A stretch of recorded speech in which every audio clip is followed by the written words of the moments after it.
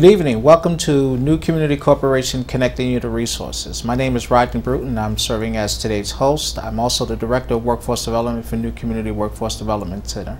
Today we're joined by Ray Ocasio, Executive Director of Casa de Pedro, and Mr. Richard Cammarieri, the Director of Special Projects for New Community Corporation. We'll learn a little bit about NCDN, Newark Community Development Network, its work here in the city of Newark, and its impact it has on many of the public policy issues that impact us on day to day. So welcome. Thank you for joining us, Richard and Ray. Thank you. Good, good. So Richard, we'll start with you. Why don't you tell us a little bit about the Newark Community Development Network, better known as the network, its work, its history, its members, and its purpose? All right. That's all, huh? I'll give you a thumbnail of it. The Newark Community Development Network began, it's actually almost 27 years ago. It was an attempt to bring together all the core community development corporations, otherwise called CDCs, in Newark, and there aren't a lot of them. There's 5 core CDCs, to do 3 things. One is to raise the profile of CDCs, what they have been doing, why it's so important, to show people what they've been doing, and to raise awareness and fundraising for them. One of the things back then, and it's still today, is to kind of streamline the process for development in the city also. The Newark Community Development Network has been, one of the impulses was that our core CDCs have been around, all of them. I mean, you've got New Community, Casa de Pedro, Unified Bailesburg, Ironbound Community Corporation, Urban League of Essex County. They've all been around, well, the Urban League longest, 100 years, but they've all been around at least 50 years, doing a lot of important things in stabilizing our neighborhoods. In fact, one of the things is that we don't get enough credit for that. We don't get the recognition for it. That without the work the CDCs have been doing in the various neighborhoods, Newark would not have survived. It wouldn't have. We held the city together so that eventually you could start seeing the development that began in the late 70s, in the 80s, the Society Hills, the gateways, and all this stuff, none of which had proportional benefit for our residents until, I mean, we're working now to make sure that does occur finally. But all these things are part of why the CDCs came together, why they have stayed together, and why they remain together today. Great. And Ray, tell us a little bit about Casa de Pedro, its role with NCDN, the network, and overall it's the work that Casa is doing in Newark. Be happy to. Casa has been around actually for 45 years, and we started out as a response to the needs of our community. And over the years we've built a network, an array of service programs that meet the needs of our program. Mostly about the kind of individual needs, you know, whether it's emergency assistance, energy assistance. But over the last 25 years, we've looked at it from the community development side, community building, about having neighborhoods that are in fact offer the quality of life. And so for the last 20 years, we've been focusing in on a targeted area, our Lower Broadway area, by providing planning initially that was Casa initiated, but then working towards a community plan. That community plan now is called the Quality of Life Plan. We have a neighborhood, Lower Broadway Neighborhood Association that now governs basically where it goes, how it does, what it does. And so we work in conjunction. But we still play a primary role in our service area, not only in the north end of the city, but throughout the city in providing vital services, whether, again, weatherization, getting people on affordable health care, as long as it survives. We've done job development. So we take a comprehensive approach because the needs of our community are such that it's not a particular problem, it's a series of problems that stem from poverty that have to be addressed. So we have a comprehensive organization that tries to provide comprehensive services to meet those needs of the community, and we're trying to raise the quality of life. So that's who we are in Casa. We tend to work with the network both here in Newark as well as in the state as well as the national level, because the things that we do are affected by local policies, state policies, and national policies, and we have to come together to find a common course of action so that those programs actually address the needs of our community. It's not enough that they pass legislation in Washington or in Trenton. Mm-hmm. Those legislations have to meet the needs of our communities, and so we try to have a voice, a common voice, that allows us to articulate those needs. Great. I think it can't be overestimated what Ray said about the quality of life, because all of our CDCs, they created neighborhood plans with the residents. And again, you can't separate the CDCs from the residents. It's the only reason they exist. They have residents on their boards, they have residents who work for them, and CDCs employ people too. So we're economic engines for neighborhoods. Health programs, youth programs, education programs, workforce development programs, housing programs. CDCs have done all that, continue to do all that. That's why it's so critical for us to stay together And we've been meeting, NCDN has been around for 27 years. This is one of the things that bothers me, I have to say. When you often hear people say, people in Newark don't talk to each other. Well, I don't know who they're looking at, but the CDCs have been talking with each other for 27 years. We've been meeting virtually every month for this time period, working on things like revising the city master plan, which wouldn't have happened without us, the master plan working group. Working on things like community reinvestment in the early days. Sure. And current policy things are inclusionary zoning, the Newark 2020 hiring issue, the rent control issue. So we talk, we develop policies. If there are partnerships that are feasible between CDCs, they do it. If Sure. not, at least we'll share information. A couple of points. I want to piggyback on the idea of the network. What's the added value and the collective strength of these organizations having a singular voice about particular public policy issues? Richard, you talked about the inclusionary zoning. What role did the network play in getting that legislation passed locally? It was essential. I mean, in fact, Joe De La Fava of Ironbound Community Corporation was kind of the point of the spear. He developed, Ironbound is feeling the pressure right now of some of the development downtown, which some people characterize as gentrification. I wouldn't necessarily do that because it's not displacing anyone, but it is development that needs to ensure economic integration and equity. So Joe and I, on behalf of the NCDN and Ray, we all came together meeting with the mayor on a regular basis, representing NCDN to develop an ordinance. And right now there's an ordinance before the City Council that will ensure that any development in the city over 30 units, meeting some other qualifications, has to have 20% affordability, 10% low income, 10% moderate income affordability. And so that all Newark residents, especially those who are currently here now, will have access to what's being built downtown. So it's not just a, as some people have said, a tale of two cities. And Ray, what are your thoughts on the role the network played in getting the inclusionary zoning legislation passed here? I think it was very important. I think the mayor wanted to hear the voice of the neighborhoods, and the average resident may not be attuned to zoning issues and development issues, but that is what we do. We develop housing, and we develop housing within a larger context, both the national, state, and local legislation. As Richard said, even the master plan was something that we all had a role in. So when we look at trying to improve our communities, we have to have different strategies, but also there are common strategies that are terribly important. At this point, now that Newark is becoming somewhat popular, and if, as the mayor says, we're not to be the next Brooklyn, we have to think about strategies that get in front of the development issue, be in front of gentrification. In our case of Lower Broadway, even in the North End, we're not afraid of having people from outside come. In fact, we want that because we want to have the capacity, the volume, the resources that demand quality goods and services in our communities. But that comes by having people who have means. Sure. And so we want them to join us. We also want to lift the means of our residents so that we can have the kind of things that you, right now, if you wanted to get a nice pair of shoes, you'd have to get in your car and go to Route 22. We want those shoes in our neighborhood. Sure. And so we want consumers who live and work here, who buy here. Correct. And so some gentrification, people who have, let's not call it gentrification, we want people to move to Newark because it offers something for them, but it also lifts the scale for those who live here so that we can have access to those things that right now we don't have in this community. And we can do that by making Newark an attractive place for people to live, work, and play. Sure.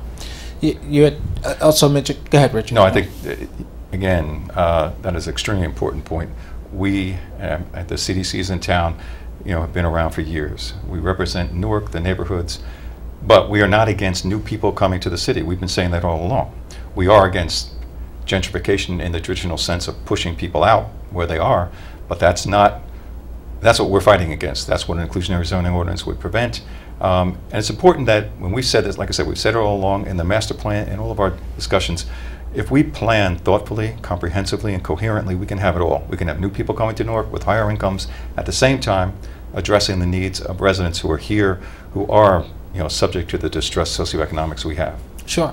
So that's one current initiative the network is working on. Another, Ray, we were discussing a little earlier in terms of housing development and tax credits and the added value tax credits brings to spur development and housing development in local neighborhoods.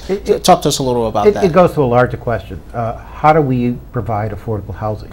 For the last 15, 20 years, there has been a loss of funding for affordable housing. And we need affordable housing. Think back during the Sharp James period when you were building housing that was selling $300,000, $400,000, $500,000 here in the city of Newark. It was a boom. We were still building affordable housing because that's the housing that the people who live here need. And so today what we find is in the last 7 years under the Christie administration there's been a drought. Now there's been an economic recession that also affected housing, but at the national level today there's less tax credits. The value of those tax credits are lower today than they were a year ago. But what are tax credits? Tax credits basically are when people who have tax obligations can buy into a housing development project and essentially take the benefits of that project, the tax credits, and offset their taxes to government, but it provides focused housing. Why do we have tax credits? Because we no longer fund housing directly in the way that we have in the past. Yes, there's home dollars, but those are limited and scarce. Yes, there's community development, but that's a dwindling pot of money. There is no public housing being built today. So where does the affordable housing come from? It comes from the small funds that we can get from tax credit. It comes from the funds that come from what used to be called balanced housing, which is a surtax on the sale of real estate that is available at the state level to afford to lower the price of housing.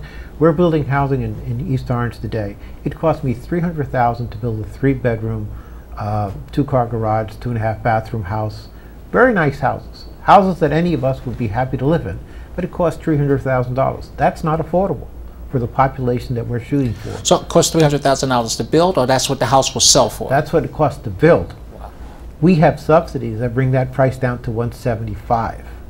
The city of East Orange is providing a $25,000 first-time home buyer grant that brings it down to $150,000. That's affordable because someone in the $50,000, $60,000 range, whether it's the teacher or whether it's a husband and wife pulling 2 incomes Sure. together, can now afford that. It is affordable, but it's a decent house. It's a house that has quality to it that anybody would be proud to live in.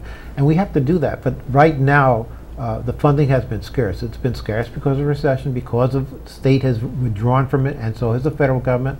City does not play a major part. They give tax abatement, things like that, but that's a small piece of the total puzzle. Sure.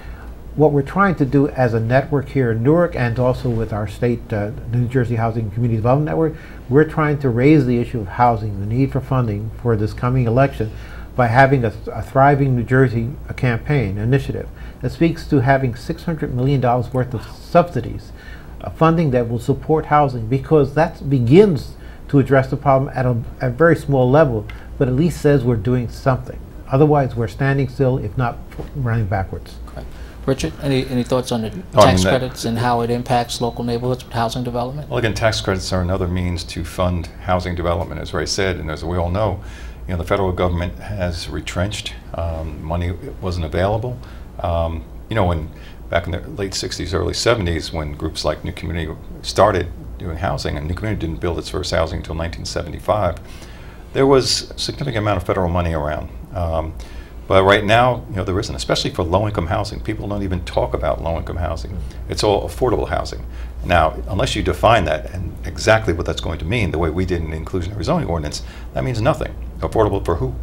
You could say, I have affordable housing. Well, again, who is it affordable for? So we've been scrambling and scrimping to try to get housing built. And unfortunately, we still need low-income housing in Newark. And that's where, Ray's point, you need tax credits, you need all kinds of these different mechanisms from the state and the federal government to help build that housing, help stabilize people, help put them on a path where they can start helping themselves up, taking advantage of some of the hiring programs like Newark 2020, what have you. Sure. Excellent. Ray? No, I was going to say, we often, what is affordable housing? We really should be talking about house burdened people. People who are paying more than 30% of their income. You could have 6 figures and be house burdened. So the idea is to have housing that people can afford and have housing that meets the needs of people during the life cycle. When you first leave your home from your parents after college or get your first job, you may want a studio or a 1-bedroom apartment, but once you get married and you have children, you need another housing. As you get older, you need another housing type. And so we need to have a variety of housing at different levels that are affordable for all people, whether it's someone who's making $30,000 or $15 minimum hour, $15 minimum hour wage, or whether someone has a 6-figure. You need housing for everybody so that we have a community that's diverse and rich. Correct. Rich in the sense that it has all the qualities of life that make living in a central city like Newark attractive. Sure. And housing burden, I mean, the current data shows that at least 60% of Newark residents are housing burdened, which means they pay more than a third, 30% of their income on housing. And that includes homeowners, by the way. The other thing is, again, the need for rental housing, and that's also rarely talked about. We've gotten to a point where kind of home ownership has become more of an ideological value than an economic description. Home ownership, you know, people have more invested, and I get a bit of that, but sometimes that whole thing is kind of renters become second-class citizens. Like if you don't own, you know, you don't. How often have you very heard, little value. I'm a homeowner and I pay taxes. Well, renters pay taxes too through their, you know, landlords pass it through. Sure. So we need a combination of things: home ownership, rental, and a range of income affordability from low income through market rate. Great.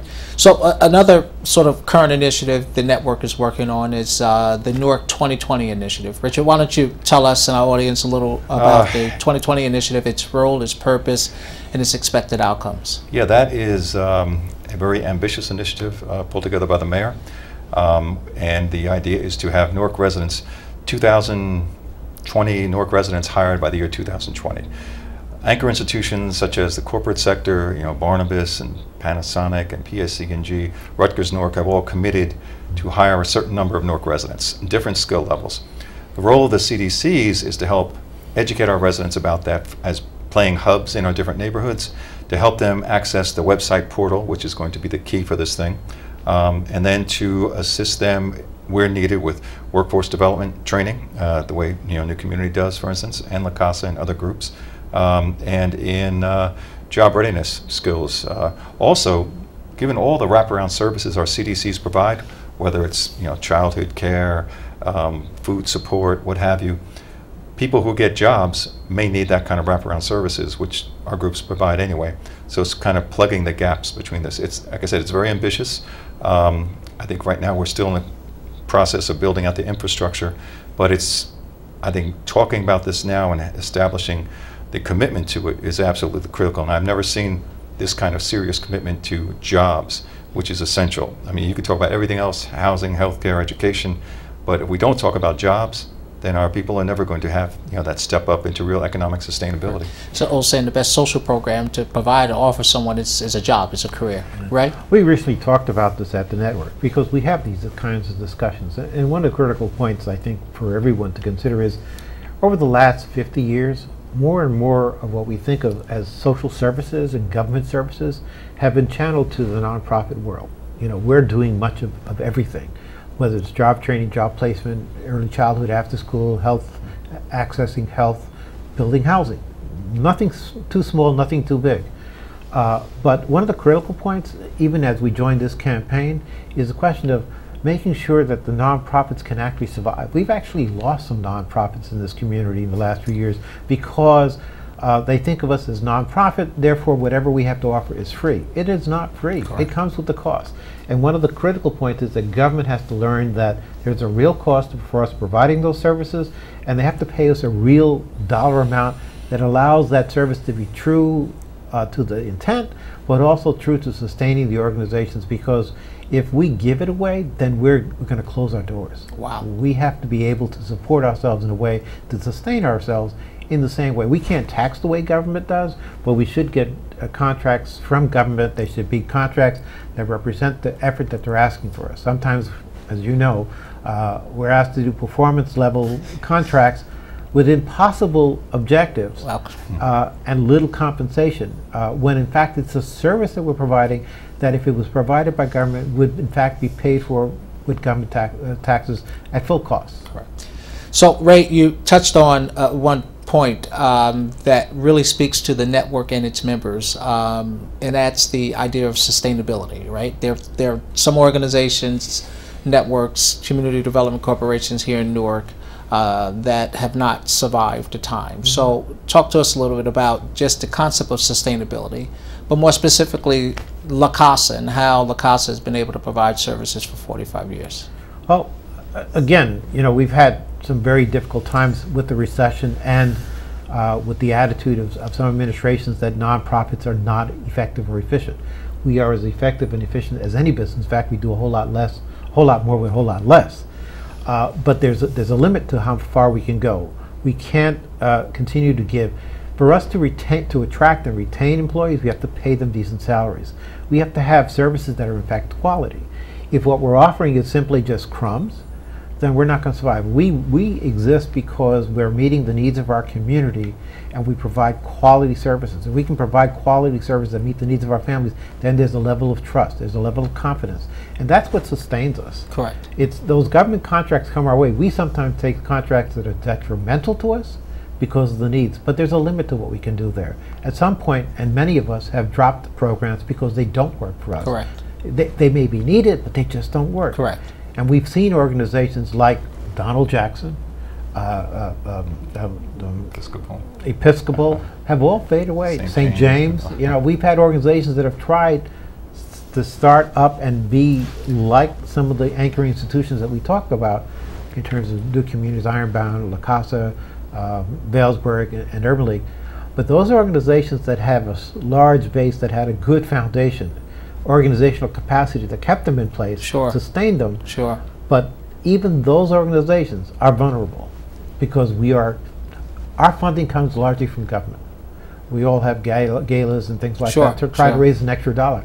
But I can tell you right now, if there was no Prudential and no Victoria in this town, you would see most of the CDCs dwindle and maybe disappear because they are paying the freight the government has failed to pay.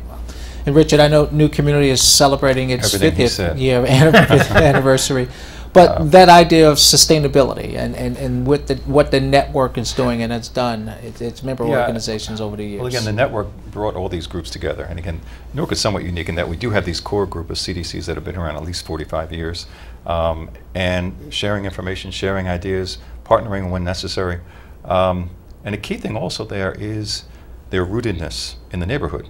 The ones who have stayed, who have sustained, you know, the Ironbound, La Casa, Unified, Urban League, New Community, have all had a really hard, fast base of residents around them who supported them, who've been receiving quality services.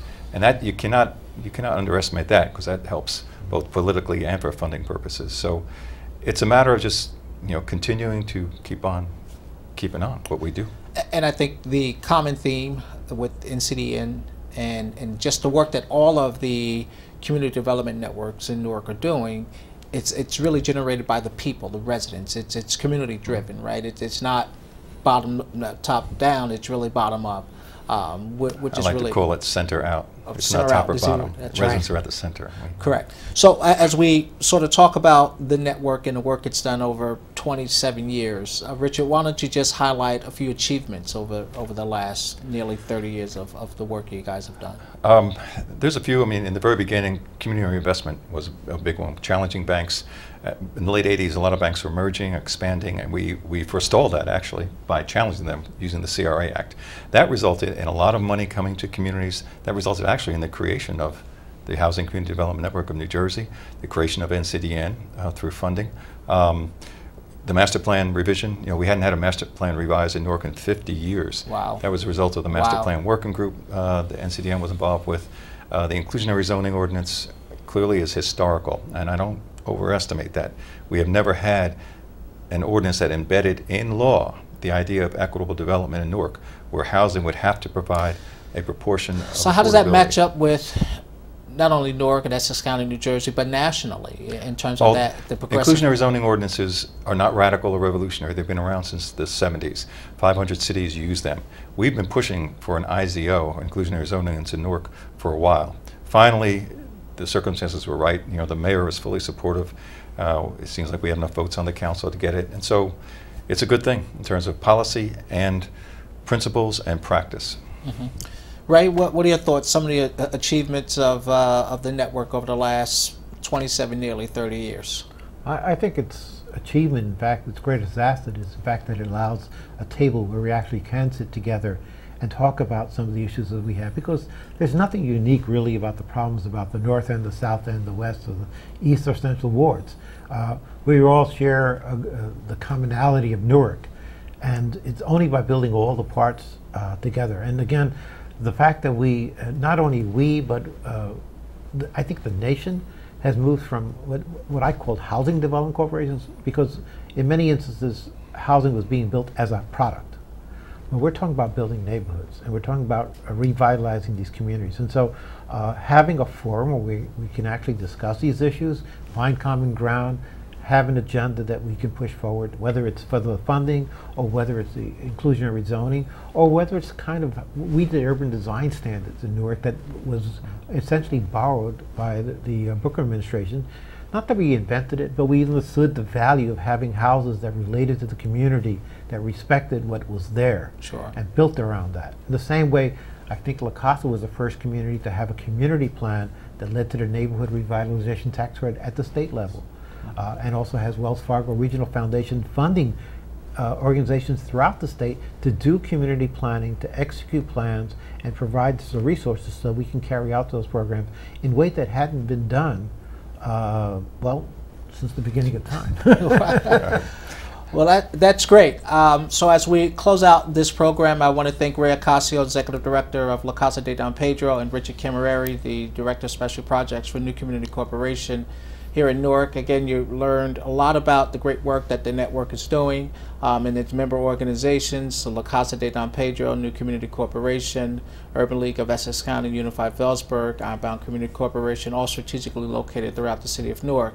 Another added point in the work that the network is doing in these respective organizations is its comprehensive services, from child care to early childhood development to workforce development to housing and a whole host of public policy issues, because again, realizing the key goal of all of the work we do is resident driven, but also based on what it takes to bring people up from the bottom and work with them throughout their struggles here in the city of Newark. So again, I want to thank both Ray Ocasio, Executive Director of La Casa de Don Pedro, and Richard Cammarieri for their great work and joining us in today's program. Thank you.